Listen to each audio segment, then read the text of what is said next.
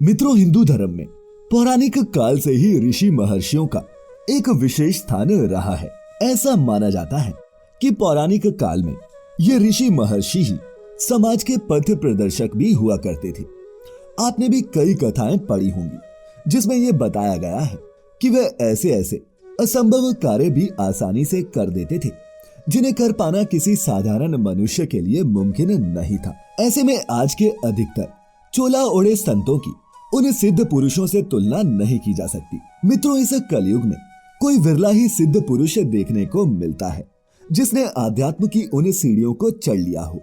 तो आज आपके मन से दुविधा को दूर करने के लिए हम आपको बताएंगे कि आखिर ऋषि, महर्षि, मुनि, साधु और संत में क्या अंतर होता है। तो बने रहिए आज की हमारी वीडियो के अंत तक। नमस्कार और स्वागत है आप सभी का द डिवाइन टेल्स पर एक बार फिर। ऋषि, मित्रों, हिंदू धर्म शास्त्रों के अनुसार ऋषि वैदिक संस्कृत भाषा का शब्द है और जो सिद्ध पुरुष वैदिक ऋचाओं की रचना किया करते थे उन्हें ही ऋषि कहा जाता था। इन ऋषियों में वैदिक ऋचाओं की रचना करने की शक्ति सैकड़ों सालों तक तप और ध्यान करने से आती थी।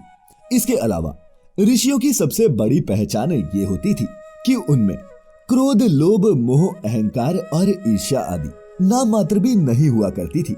जबकि ज्यादातर ऋषि गृहस्थ आश्रम से आते थे और ऋषिगण अपने योग बल के माध्यम से परमात्मा को प्राप्त हो जाते थे। इतना ही नहीं, पौराणिक काल के सभी ऋषि भौतिक पदार्थों के पीछे छिपे रहस्यों को देखने में सक्षम थे। मित्रों, पुराणों में आपने केतु, पुलह, पुलत्स्य, अत्रि, अंगिरा, वशिष्ठ तथा भृगु ऋषि का नाम तो सुना ही होगा, जिन्हें सप्त ऋषि के नाम से भी जाना जाता है। महर्षि, मित्रों, ऐसा माना जाता है कि पौराणिक काल में जो मनुष्य ज्ञान और तप की उच्चतम सीमा को प्राप्त कर लेता था वही मनुष्य महर्षि कहलाता था। उस समय महर्षि से ऊपर केवल ब्रह्म ऋषि ही हुआ करते थे। पुराणों में बताया गया है कि जिस मनुष्य का ज्ञान चक्षु जागृत हो जाए वह ऋषि कहलाता है, जबकि दिव्य चक्षु जागृत करने वाले मनुष्य को महर्षि के नाम से जाना जाता था। और अगर किसी मनुष्य का परम चक्षु जागृत हो जाए तो वह ब्रह्मर्षि कहलाते थे।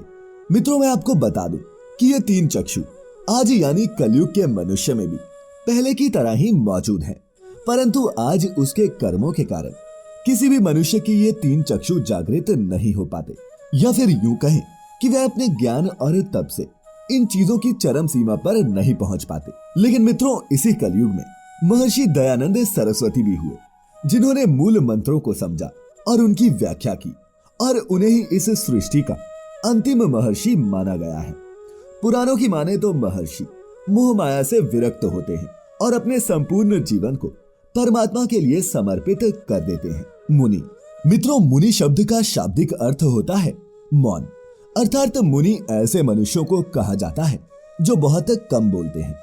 मुनि मौन रहते हुए वेदों और ग्रंथों का ज्ञान अर्जित करते हैं। पौराणिक काल जो मनुष्य साधना को प्राप्त करते थे और मौन रहते थे उन्हें ही मुनि का दर्जा प्राप्त होता था। इसके अलावा पौराणिक काल में कुछ ऐसे लोगों को भी मुनि कहा गया जो ईश्वर का जप किया करते थे, जैसे कि नारद मुनि। शास्त्रों की माने तो मुनि शास्त्रों की रचना में पारंगत होते थे, साथ ही अपने ज्ञान के माध्यम से समाज कल्याण के लिए वो लोगों को रास्ता दिखाने का काम करते।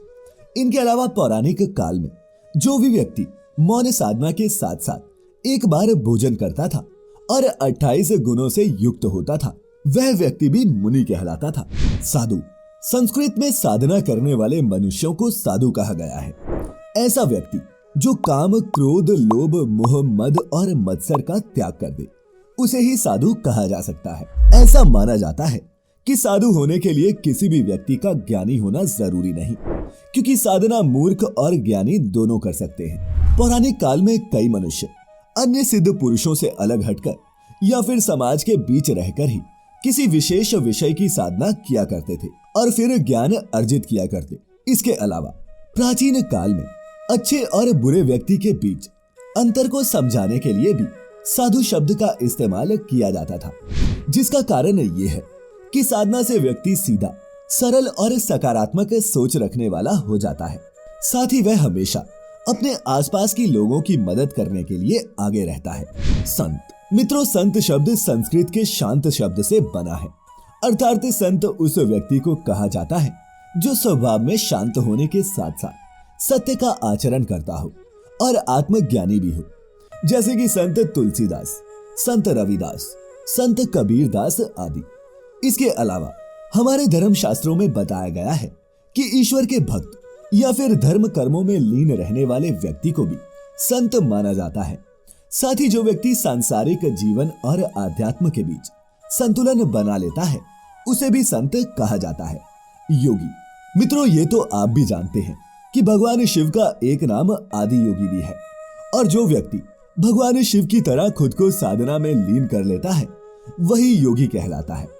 आजकल जो आप योगाचार्य देख रहे हैं, इनमें से किसी को भी योगी नहीं माना जा सकता, क्योंकि भागवत गीता में भगवान कृष्ण ने बताया है कि योगस्थ या फिर योग रूढ़ व्यक्ति वह है जो मन को स्थिर करके नींद में भी जागा हुआ रहता हो।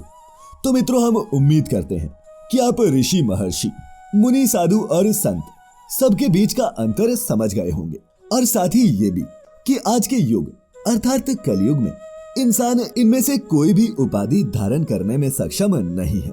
इसीलिए मित्रों, मेरी सलाह है कि आप किसी भी डोंगी साधु के बहकावे में आकर उसे सिद्ध पुरुष मानने की भूल ना करें, बल्कि आप स्वयं ही उस ईश्वर के बताए हुए रास्ते पर चलने का प्रयास करें। तो मित्रों, फिलहाल आज की इस वीडियो में इतना ही।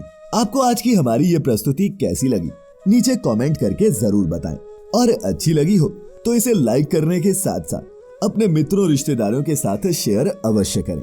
ऐसी सभी आध्यात्मिक और धार्मिक वीडियोस देखते रहने के लिए सब्सक्राइब कर लें the Divine Tales YouTube channel, और फेसबुक पर लाइक करें हमारा नया page the Divine Tales Hindi.